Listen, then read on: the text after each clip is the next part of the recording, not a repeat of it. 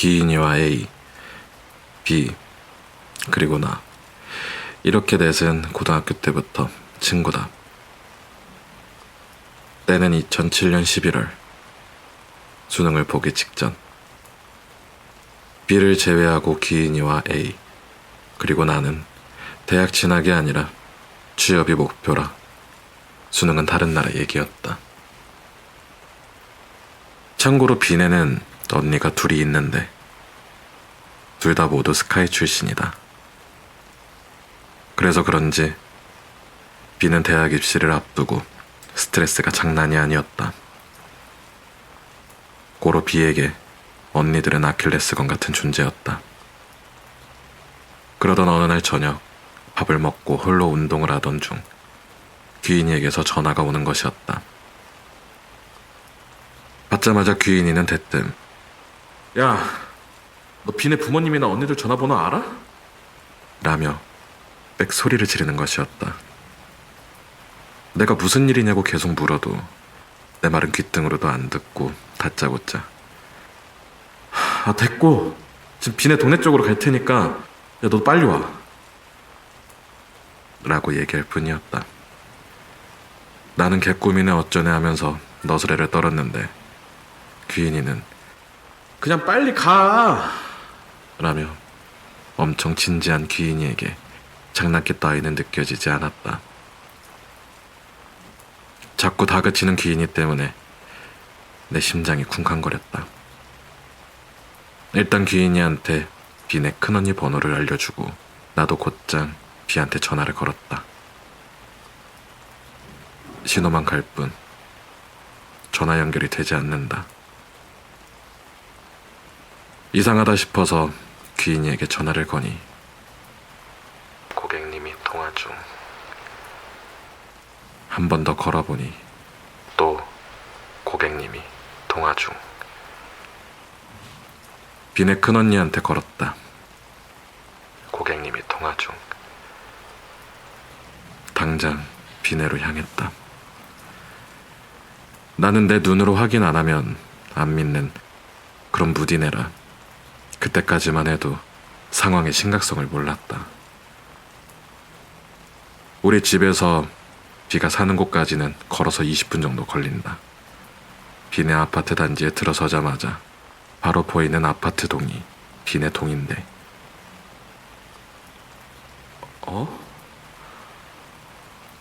그 앞에 보이는 구급차, 그리고 들 것을 들고 B네 아파트 동으로 들어가는 구급대원들. 잠시 뒤 B네 큰언니가 오열하면서 들 것에 눅을 신고 함께 구급차에 타는 것을 보았다. 나는 그냥 바로 그 자리에 주저앉아 버렸다. 온몸으로 실감하고 너무 떨려서 꼼짝도 할 수가 없었다. 마침 바로 귀인이가 탄 택시가 들어오고 귀인이가 내리는 것이었다. 나는 도착한 귀인이를 보자마자 끌어안고 울었다. 울음이 그치자마자 귀인이가 얘기해준다. 아무래도 B가 지방에서 목매다른 것 같아. 듣자마자 난 또 통곡을 했다. 귀인이가 자려고 누웠는데 누군가 자기를 쿡쿡 찌르는 느낌이 났다고 한다. 눈도 안 떠지고 몸도 움직여지지 않은 채.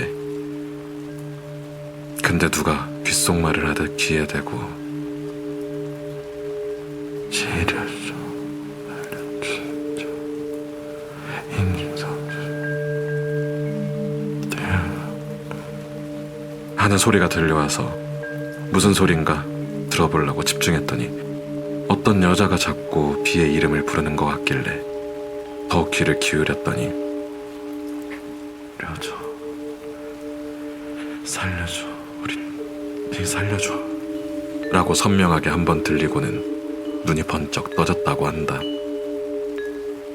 그래서 바로 B한테 몇 번 전화를 했지만 전화 연결이 안 되자 B네 큰언니랑 친한 나한테 전화를 한 것이었다. 귀인이에게 이런저런 설명을 들으면서 비가 입원해 있는 병원으로 갔다. 다행히 비는 무사했고 자기가 미쳤었나 보다라고 죽고 싶은 생각은 아니었는데 수능에 너무 스트레스가 심해서 충동적인 짓이었다고. 무엇보다 그 이후로 빈의 가족들은 귀인이를 절대적으로 신뢰하게 되었다고 한다. 그리고 나중에 비가 멋지게 대학에 합격 후 들려준 얘기로는 아마 귀인이에게 들린 여자 목소리는 자기 친엄마일 수도 있다고 한다. 친엄마라니? 지금 계신 엄마는 정성과 사랑으로 길러주신 엄마고, 사실 비를 낳아주신 분은 따로 계셨고 비가 2살 된 때 돌아가셨다고. 그 말에 나와 A는 소름 끼치고 믿기 힘들었지만 귀인이는 아무 말도 안 했다. 아무튼 지금은 해프닝으로 끝난 일이라 아무렇지 않게 말하지만 B가 그때 조금만 더 늦어 잘못됐더라면, 지금 B가 살아있지 않았더라면 하고 생각하면 진짜 소름이 끼친다.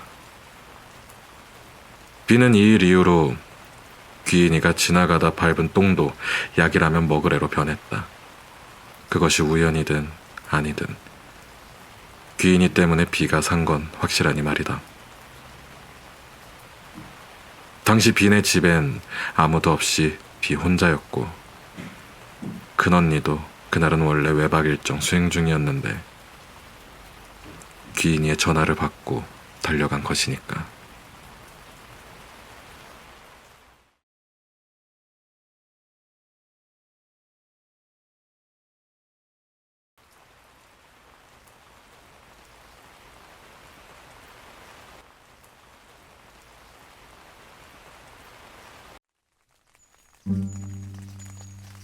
귀인이는 고등학교 때 알게 된 나의 소중한 친구다.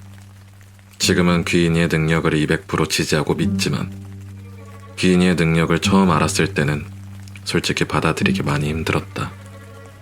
이건 2008년 초가을쯤 있었던 일이다. 내가 확실히 기억하고 있는 게 내 생일 얼마 전이었기 때문이다. 앞서서 말했길 B를 빼고 귀인이, A, 그리고 나. 이 셋은 대학 진학 말고 취업이 목표였다. 귀인이와 A는 졸업 후 뭐뭐를 할 것이다 하는 뚜렷한 계획이 있었지만 나는 그러지 못했다. 본격적으로 난 뭣도 없다고 느낀 게 그해 3월, 4월쯤. 친구들 모두 각자 일에 열심히일 때 난 집에서 할 것 없이 숨만 쉬는 백수에 불과했다. 또 때마침 살도 무지하게 불어서 난 더 비참함을 느끼고 있었다. 그런 내가 너무 많이 한심했다. 당연히 고졸밖에 못한 나는 남들보다 취업이 배로 어려웠고 그것보다 대학에 다니는 친구들이 너무 부러웠다. 맨날 답답하고 꿍에 있던 내가 취해 보였는지 사촌 언니가 야, 이 친구도 또 뭐하냐? 잠깐 딴 길로 세자면 우리 사촌 언니도 귀인이의 절대적인 지지자 중 한 사람이다.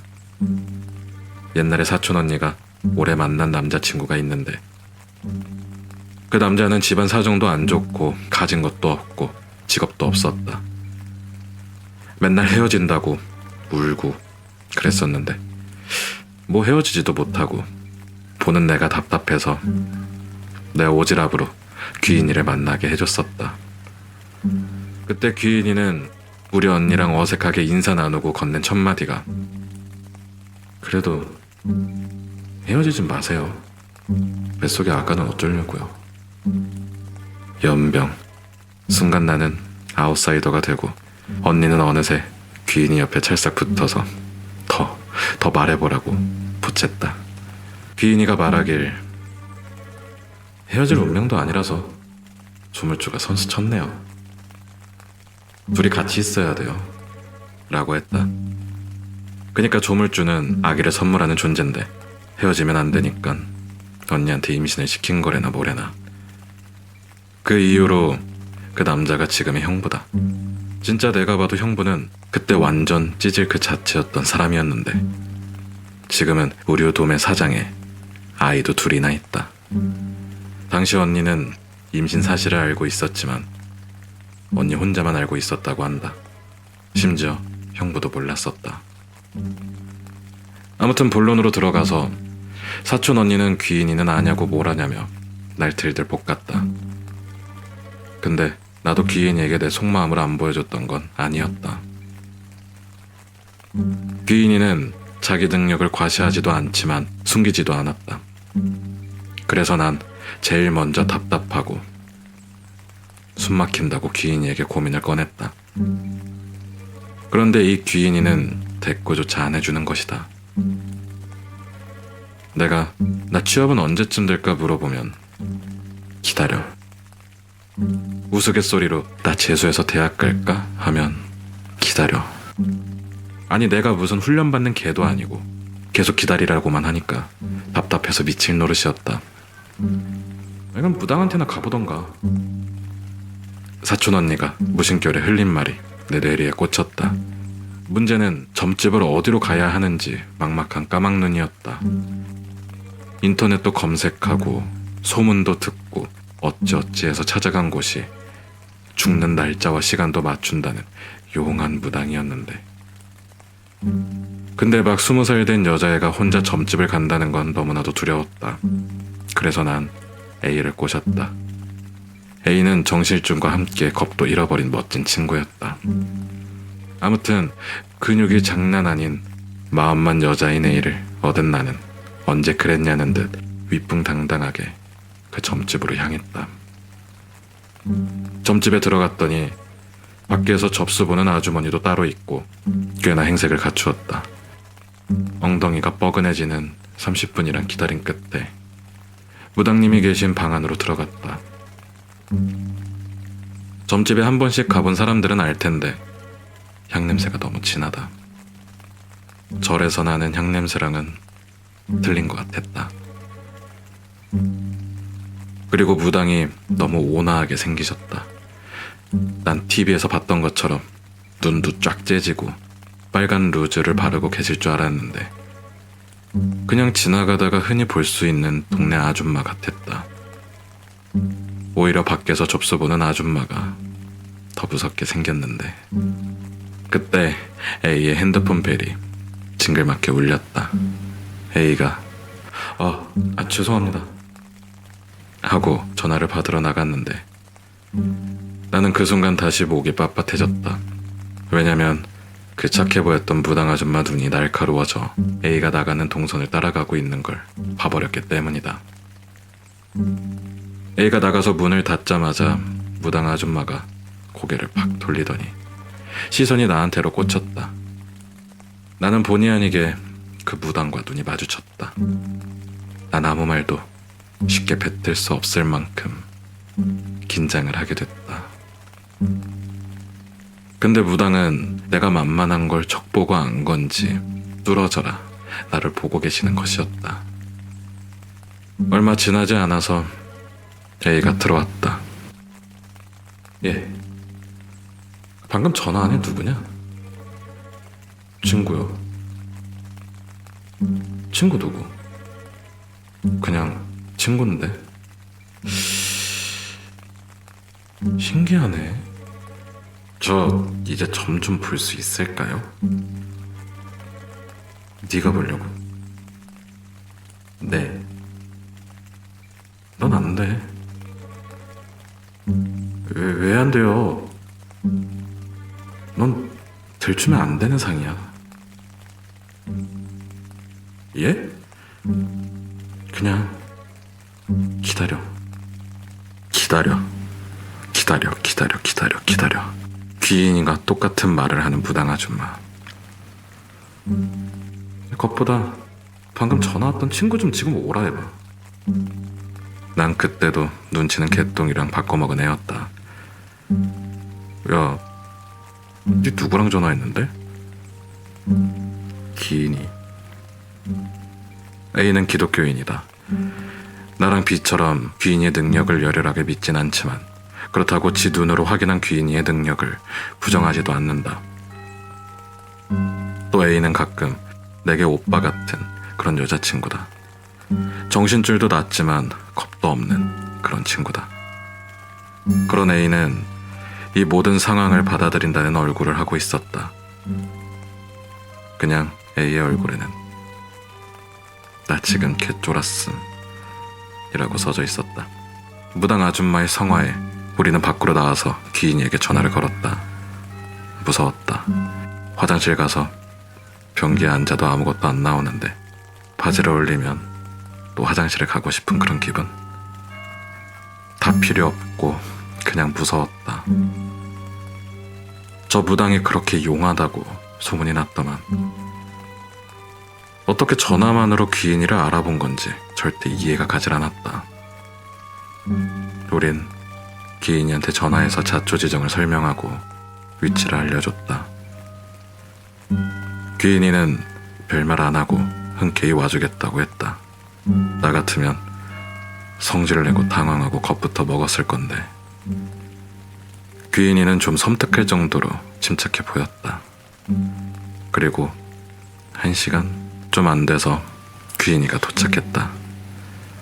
나랑 A는 대역죄인이 된 불편한 마음으로 귀인이를 맞이했다.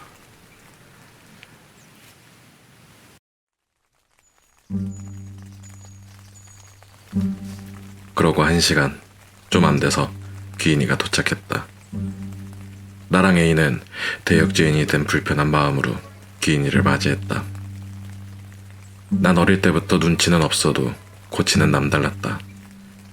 귀인이가 안으로 들어가기 전에 재빨리 귀인아 미안해.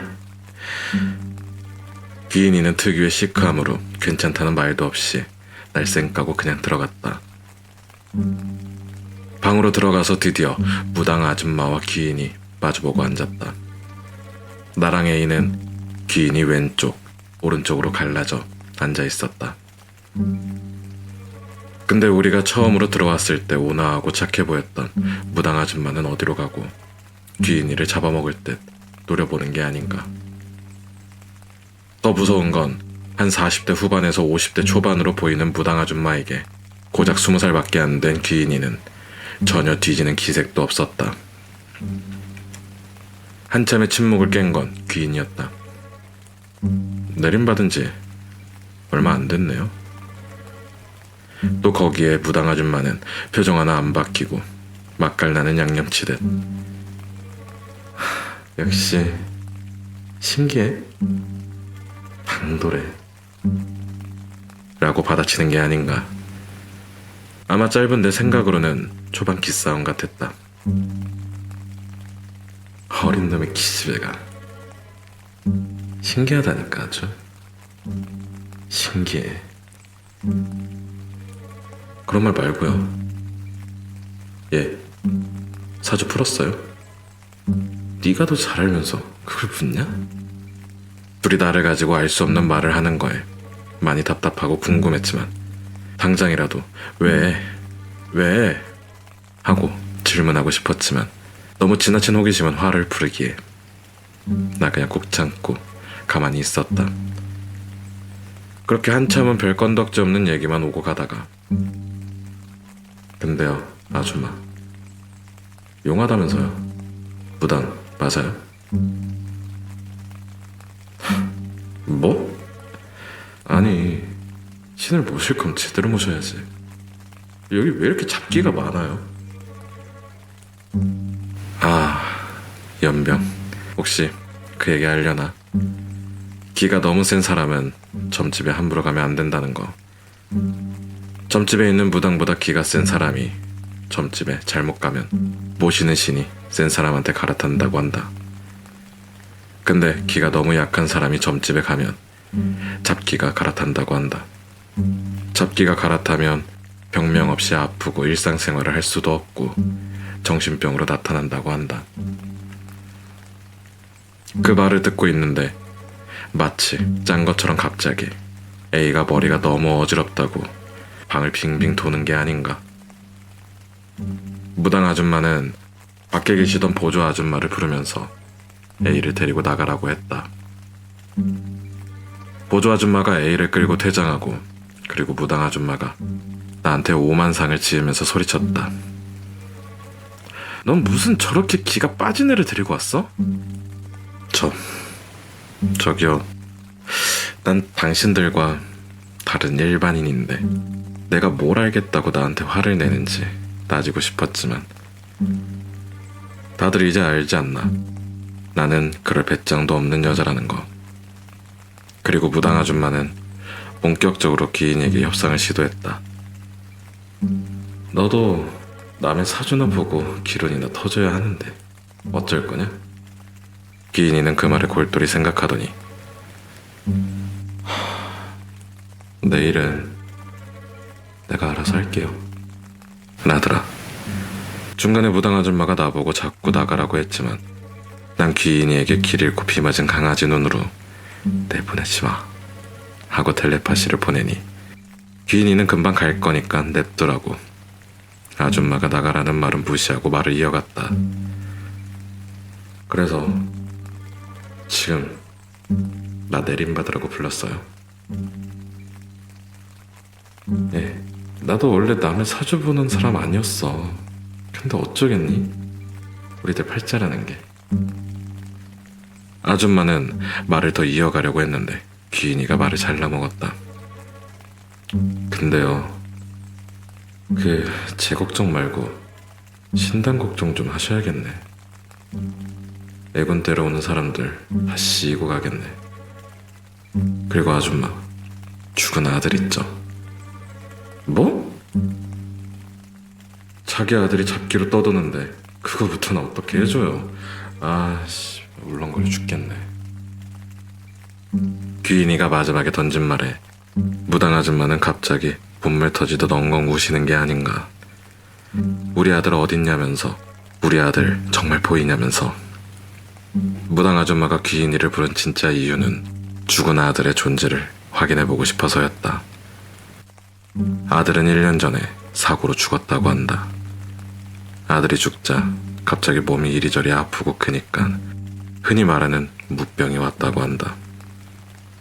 무당 아줌마 고모님이 무당이었는데 고모님을 통해 살기 위해서 어쩔 수 없이 내림을 받은 것이었다. 내림을 받고 얼마 안 돼서 자꾸 아들이 왔다 간 것 같고 알 수 없는 느낌이 들었다고 하는데, 근데 아무리 용한 무당이어도 계시를 전해주거나 애군을 막고 길줄을 터주는 일은 해도 하늘에서 받은 능력 아니면 직접적으로 영가를 보는 건 할 수 없다고 했다. 근데 우리의 귀인이는 하늘에서 받은 능력자라. 나랑 A가 처음 방에 들어설 때부터 이상한 기운을 느꼈는데 A의 핸드폰으로 느껴지는 전파에 귀인이가 제대로 느껴졌다고 한다. 귀인이는 아줌마에게 아드님 여기 있으니까 아줌마 식대로 편한 대로 그러고 보내줘요 라고 영화 속 명대사 뺨치는 말을 했다. 아줌마는 계속 고맙다고 하셨다.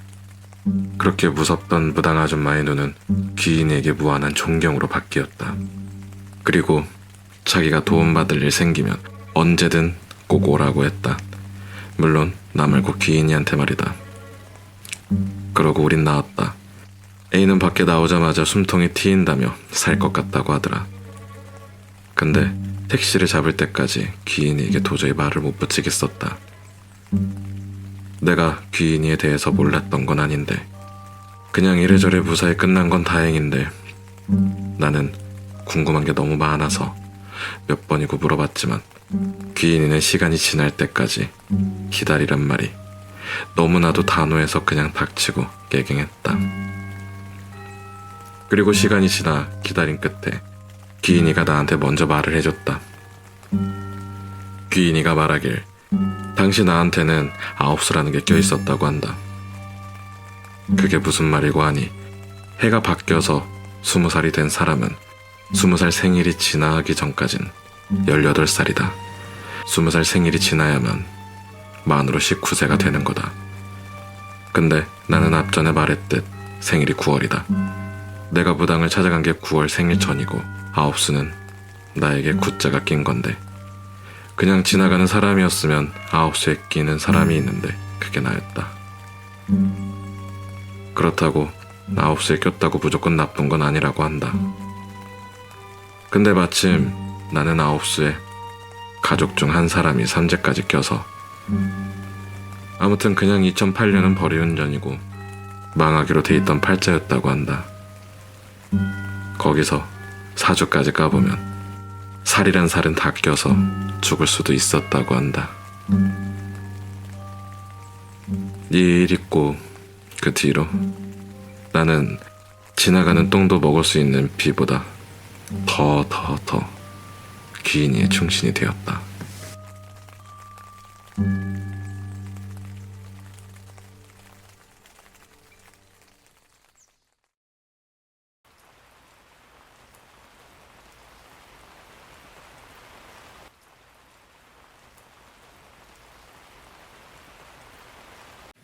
때는 작년 여름.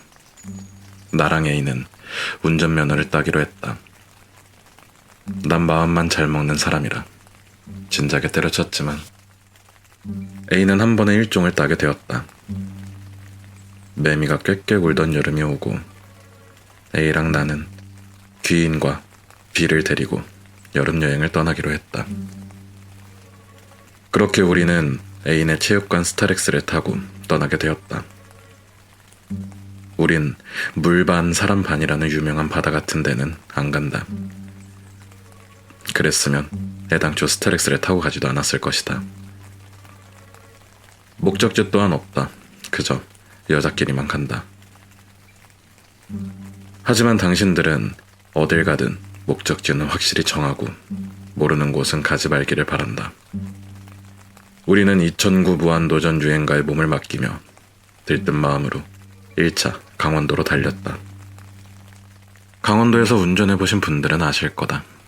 죄다 꼬부랑길이고 그 길이 또 그 길같이 매우 헷갈린다. A가 여자치고 타고난 드라이버라는 건 맞지만 그건 아는 길에서만 통했다. 그렇게 우린 초행길에서 길을 잃어버렸다. 아 진짜 표지판만 보고 가면 되지 왜 길을 잃어. 왜? 야 이 또라이야. 그럼 네가 운전하던가. 아 그럼 후진해. 후진하다가 뒤에 오는 차량 박아서 황천길 가고 싶어? 야 잠깐 노래 꺼. 음악을 끄니까 순간 싸해졌다. 신경을 안 써서 몰랐는데 날까지 이미 어둑어둑해진 상태였다. 아 왜 소리 질러. 그러자 B가 직진해서 우측으로 보이는 다리로 우회전하라는 게 아닌가. 너 여기 길 알아? 다리는 언제 봤대? 옛날에 가족들이랑 와봤어. 우리는 아 진짜? 야 그래도 다행이다. 네가 길을 알다니. 그렇게 A는 B의 말대로 직진을 하다가 우회전해서 다리를 건넜다.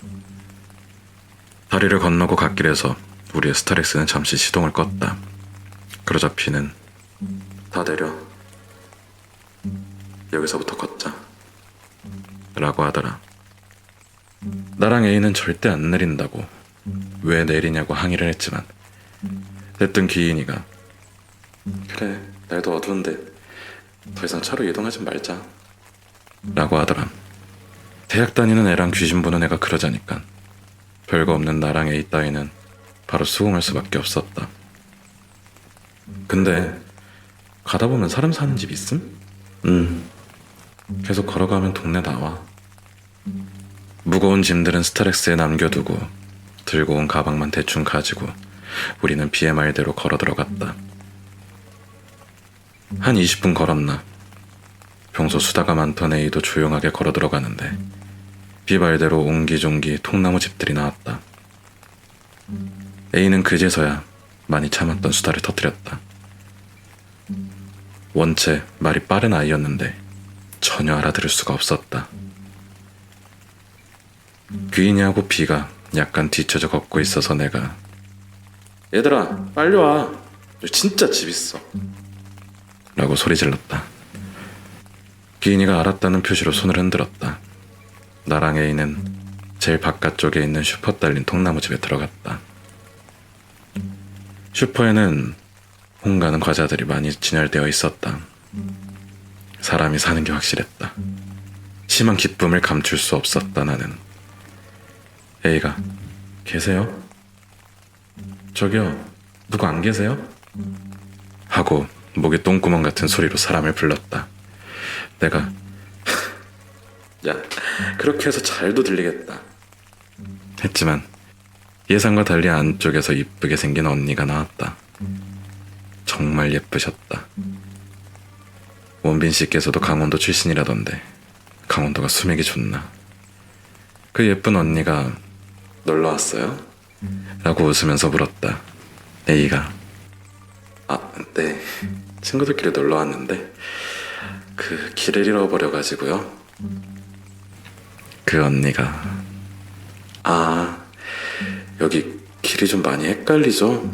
잃어버리는 분들 되게 많아요 라고 했다. 언니 말에 A는 야, 코봐, 나만 그런 거 아니라니까 라며 으스대기 시작했다. 귀인이와 B가 슈퍼문을 딸랑거리고 들어왔다. 우리가 언니, 혹시 언니네 민박 같은 것도 하세요? 물어봤더니 예쁜 언니가 아니, 우리 집은 말고 좀 위로 올라가면 거기 민박하는 데 있어요 라고 했다. 우린 예쁜 언니가 알려줘서 다행히 민박집으로 향했다. 민박 아저씨랑 반갑게 인사도 하고 드디어 방으로 들어왔다. 그냥 방이었다. TV도 없고 에어컨도 없고 심지어 화장실 또한 밖에 있었다. 시발. 근데 어차피 하루만 있다 내일 바로 다시 나가기로 했기 때문에 크게 상관은 없었다. 아줌마가 침구랑 선풍기를 가져다 주셨다. 그리고 아줌마가 덧붙여 말해주시길 저기 웬만하면 창문은 열지 마요. 왜요? 벌레 들어오니깐. 네. 시골이라 그런가 너무 깜깜해지고 오래 차를 타서 그런지 너무 피곤했지만 고픈 배를 더 이상 숨길 수가 없었다. 주인 댁에서 버너랑 냄비를 빌려 예쁜 언니네서 산 라면을 끓였다. 먹으면서 A가 야, 근데 네 여기 와봤다면서 네 알아보는 사람이 없냐? 라고 B한테 물었다. 그저 별거 아닌 말이었는데 B는 신경질을 내면서 모를 수도 있지 라고 승질을 내는 게 아닌가. 근데 별로 대수롭지 않게 생각했다. B는 대학 입학 전 페이스를 갈아엎은 여자였으니까. 그렇게 여자 넷이서 라면 7봉지를 해치우고 우리는 잠자리에 들었다. 다들 정말 많이 피곤했는지 눕자마자 코로 샹송을 부르면서 잠이 들었다. 근데 나한테는 버릇이 하나 있다. 나는 꼭 새벽마다 잠이 깨서 화장실에 갔다 오는 것이다. 하루도 걸은 적이 없다. 그게 너무 귀찮아서 기저귀를 차고 잘까도 생각을 했지만 어차피 갱년기에 올 요실금을 위해 참고 살고 있다. 역시 그날도 깨버렸다. 그치만 이곳은 칠흑 같은 어둠이 존재하는 무서운 강원도 시골 아니겠나. 당연히 귀인이한테 같이 가달라고 하려고 봤는데 없었다.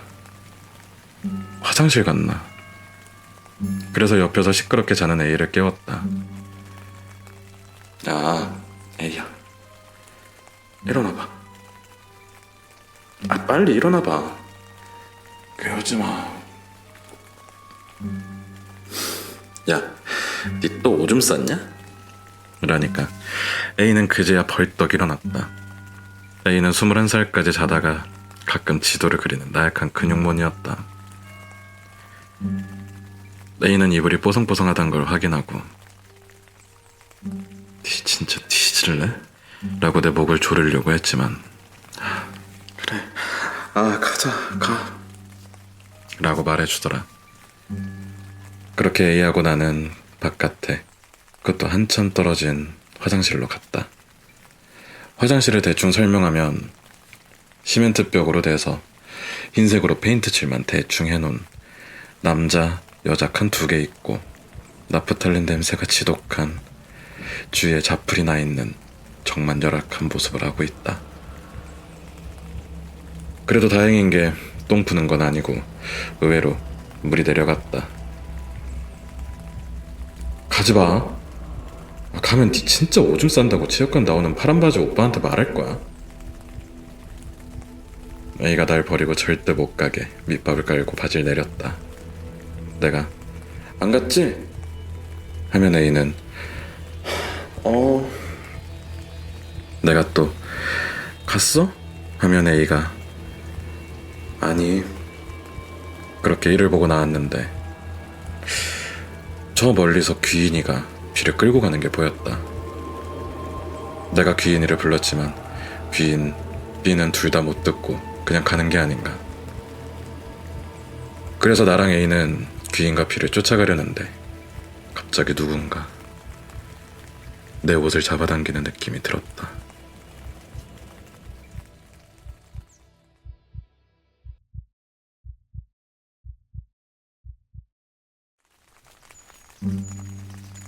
응? 근데 웬 남자아이가 고사리 같은 손이 아니고 포동포동한 손으로 내 바지를 잡고 있는 게 아닌가. 아이씨, 개 놀랬잖아. 귀인이하고 B를 따라가는 걸 잠시 미루고 나랑 A는 아이에게 말을 걸었다. 지금부터 이 아이를 포동이라 하겠다. 넌 누구야? 라고 물었다. 포동이는 땡땡이 라고 자기를 3인칭으로 소개했다. 근데 다시 보니깐 이 까만 새벽에 아이 혼자 밖에 있는 게 의심스러울 법한 상황이라는 생각이 들었다. 더군다나 귀인 친구 덕에 난 귀신의 존재를 믿는다. 혹시 귀신이 아닐까? 방금 오줌 싸고 나왔는데 내 방광엔 아직 바지에 지릴 만한 양이 남아있을 것 같았다.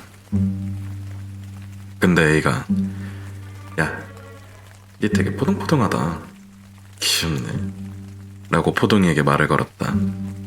당연히 포동이는 살아있는 애였다. 너 왜 나왔어? 오줌 싸려고 나왔지. 니 혼자? 응. 포동이는 화장실 가는 게 뭐가 이상하냐며.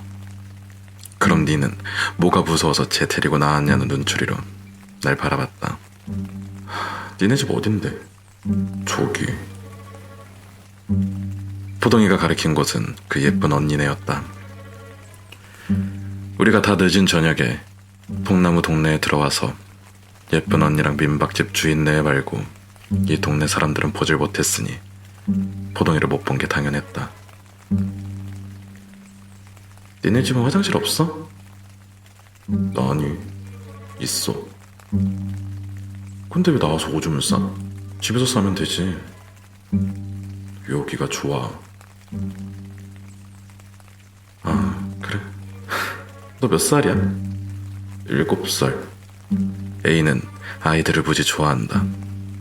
A가 포동이랑 한참 질문놀이를 하고 있는데 내가 야, 근데 귀인이 안 따라가? 라고 판을 깼다. 나는 애기, 넌 이제 집에 가 라고 했지만 포동이는 너 누나랑 놀면 안 돼? 라고 하더라. 집은 내가 가랬는데 대답은 A한테 하는 게 아닌가. 애들은 지 좋아하는 사람 알아본다더니. 결국 A가 포동이 손잡고 앞장을 섰다. 나도 무서워서 A의 남은 손을 잡고 싶었지만 난 10세 이하가 아니라서 잡지 못하고 말았다. 그렇게 귀인이와 B를 열심히 찾고 있는데 아무데도 없었다. 아씨, 얘네 어디서 지들끼리 뭐 먹고 있는 거 아니야? 야, 그건 진짜 배신이다. 그때 멀리서 귀인이 목소리가 들렸다.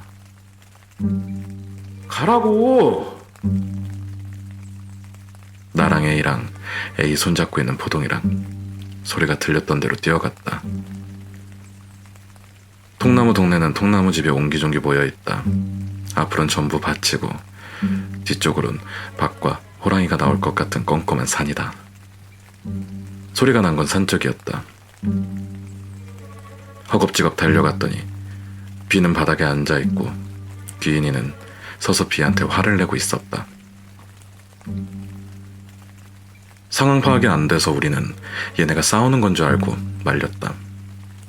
내가 귀인이의 팔을 잡았는데 귀인이는 건들지 마 라고 했다. 그치, 건들지 말라면 놔야지. 근데 비가 우리하고 같이 있던 남자애를 보더니 다가오는 게 아닌가. 포동이는 겁먹어서 A 뒤로 숨었다. 근데 비가 무섭게 자꾸 포동이한테 들이댔다. 야, 니 왜 지랄이야? 애 쫄았잖아. 하지마. 그때 비는 포동이를 붙잡고 땡땡아 라는 게 아닌가. 비가 포동이 이름을 알고 있는 게 아닌가. 귀인이는 안 가면 나 걔한테 나쁜 짓 할 거예요 라고 하니까 비는 귀인이를 살벌하게 째려보기 시작한다. 그때 알았다. 비한테 누가 씌었구나. 그러고 귀인이 포동이한테 애기야, 그 누나한테 아빠 안녕히 가세요라고 해. 포동이가 내가 왜? 라는 눈으로 귀인이를 쳐다봤지만 그 순간 귀인이의 표정은 오줌 말고 똥도 쌀 것 같이 무섭고 단호했다. 그의 포동이는 아빠 안녕히 가세요 라고 했고 비는 아니 포동이네 아빠는 포동이를 안았다. 그러더니 비가 침을 질질 흘리고 맥없이 주저앉았다. 포동이는 울지도 않고 주저앉은 비를 껴안고 있었다. 귀인이가 비 입가에 침을 닦아주고 부축하면서 방으로 갔다. 나랑 A는 포동이를 데려다주고 그 뒤에 방으로 따라갔다. 방에 들어가서 귀인이한테 무슨 일이냐고 뭐냐고 궁금함을 주체하지 못하고 물어대기 시작했다. 귀인이 말씀이 보다시피 비의 몸에 들어온 건 포동이 죽은 아빠였다고 한다. 비의 몸에 들어온 건 우리가 스타렉스에서 다리를 건너기 전이었다고 한다. 그러니까 비가 노래 꺼 라고 할 때인 것이다. 그때 비의 얼굴에서 포동이 아빠 얼굴이 겹쳐 보였다고 한다.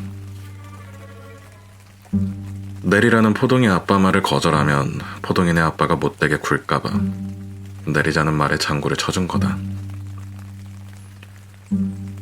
그렇게 나랑 A가 앞장설 때 포동이네 아빠가 먼저 넌 내가 보이지? 라고 했다. 귀인이는 네, 보이네요 라고 했다고 한다. 아쉽게도 귀인이는 귀신을 볼 줄은 알지만 테마의식 같은 건 전혀 못한다. 그냥 대화로 설득만 할 수 있는 게 전부였다. 귀인이는 우리가 놀랄까봐 말도 못했던 거다. 포동의 아빠라는 걸 확실히 느낀 게 이쁜 언니를 봤을 때였다. 그 이쁜 언니 또한 포동의 엄마였다는 사실에 충격이었다. 그 얼굴이 30대라니. 어쩐지 우리가 왠지 라면을 7봉지나 해치운다 했다. 그렇게 라면을 먹고 잠이 들었는데 귀인은 잠을 안 자고 기다렸다고 한다. 포동의 아빠의 동태를. 귀인이 예감했듯이 비는 얼마 뒤에 일어났고 밖으로 나갔다.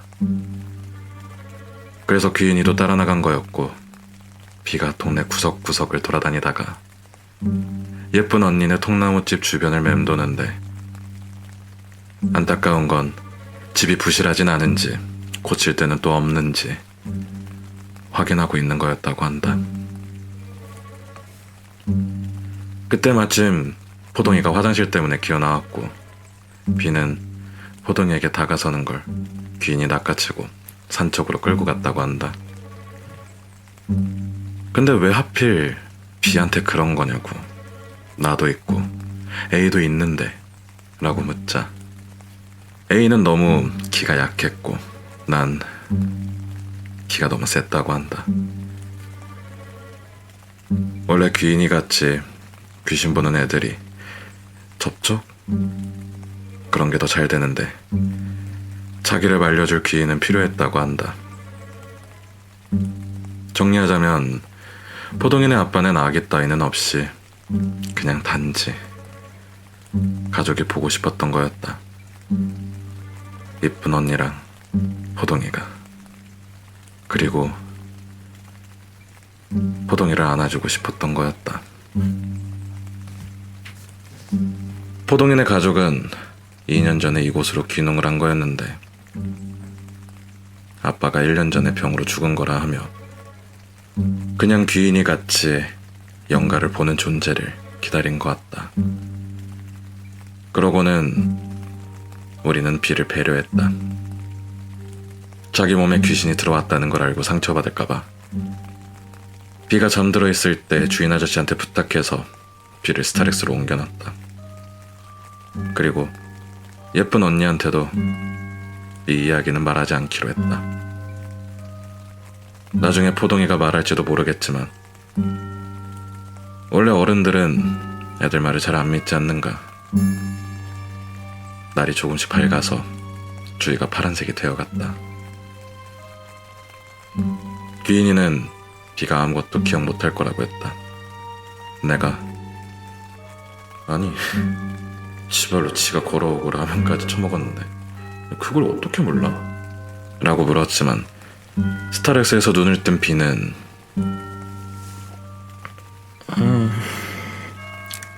뭐야? 우리 차에서 잤어? 뭐지? 나 언제 잠들었지?